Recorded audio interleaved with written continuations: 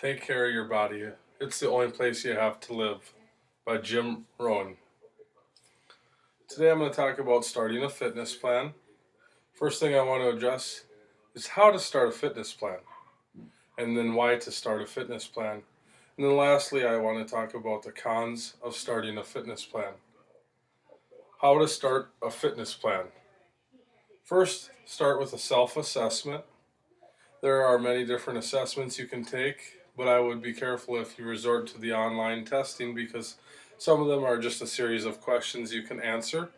For me, I wish I was a little more fit, so I wouldn't mind tweaking some of my answers just so my results are in my favor. I recommend meeting with a trainer and going through a physical assessment. It usually takes a few meetings to get a full assessment, but that is where you should start. I'm not saying don't exercise until then. There are things you can do to assess yourself, like weighing yourself, checking your body measurements, uh, checking your body fat, how many pull-ups and sit-ups and push-ups you can do without stopping, and then run time as well. Usually you want to assess yourself before you start your workout, just so you can see your progress. And then keeping logs of your progress is also a great idea, just so it shows you that you're making progress and it motivates you to keep going to the gym. Use daily reminders. For me, using keeping my gym shoes by the front door is a good sign. So when I'm leaving out the door, it reminds me, oh, I need to go to the gym. Or keeping my workout bag in my vehicle so I don't have no excuses. Another thing is the equipment you have. You want to make sure you have a nice pair of running shoes. So you want to be comfortable when you work out. Now, if you put on your shoes and they hurt and you don't like them, you're not going to want to work out as much.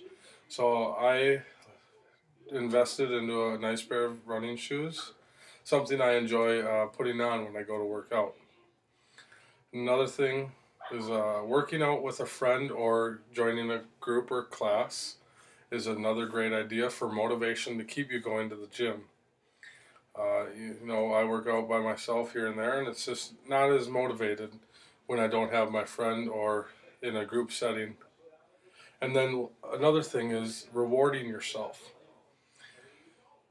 Rewarding yourself is huge, not with food items, obviously. Um, Reward yourself with stuff. For me, it's um, buying a new T-shirt or uh, doing something fun like going to a baseball game, stuff like that. That's a good reward.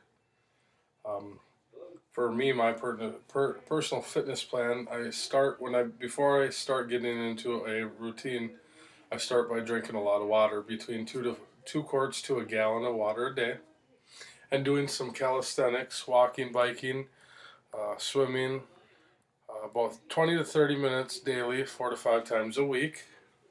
You might not have to alter your diet if you're burning enough calories to exercise. After 5 to 8 months, or maybe a month or two for me, I start adding in some physical weight training and weightlifting. Um, then I want to talk about the benefits of having a fitness plan. You will be more fit and active and also help prevent health problems. By meeting recommended levels of physical activity, you risk your risk of heart disease, stroke, and type 2 diabetes. It's reduced by up to 50%. Another benefit is weight control. It's good to have a healthy weight. Keeps you happy. Um, your self worth goes up. Self control goes down. It improves your mood and energy by having a fitness plan and actually sticking to one. Working out helps stress relief, and you can sleep better at night. You live a healthier lifestyle. It's just a great way for living better and wanting to live happier and longer. And your sexual desire does increase, which for some people that is a huge thing. Especially when you're getting to the older older age category. Um, I also want to talk about the cons of exercising because there are cons to almost everything, even when it comes to exercising. For one of the cons for exercising would be the inconvenience. Exercise does take a lot of dedication and motivation, which requires a consistent amount of time each week. The health department, the Department of Health recommends that adults should do 150 minutes of physical activity a week, and those aged 18 and under should do about an hour each day. Sometimes I gotta ask myself, am I doing enough? Many people with careers or families have difficulty in finding enough time to exercise on a regular basis. For me, when I'm in school and I'm in recovery and I'm working 40 hours a week. I work right next to the gym I'm involved in, and it's sometimes hard to get to the gym, especially during the summer, which a lot of people do cut out the gym, which I'm going to try to stick with it and keep going. Exercising also can be expensive. That's a huge con for a lot of people. Even on the low end, it can be out of pocket for most people's budget. During the summer, it was a challenge for me to get to the gym, like I said, and I ended up falling off of my consistent workout routine. Even when I was not going to the gym for a few months here, I was still paying $60 a month for my membership. That was just one. That was just one of my expenses. Um, not other than your membership, there's other expenses, your equipment, and the other things that come with working out, which add up to a large amount of money.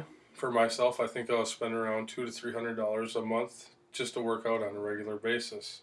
Because for me, I like to make sure I'm getting a lot of protein. So sometimes I'll take protein shakes and protein powders.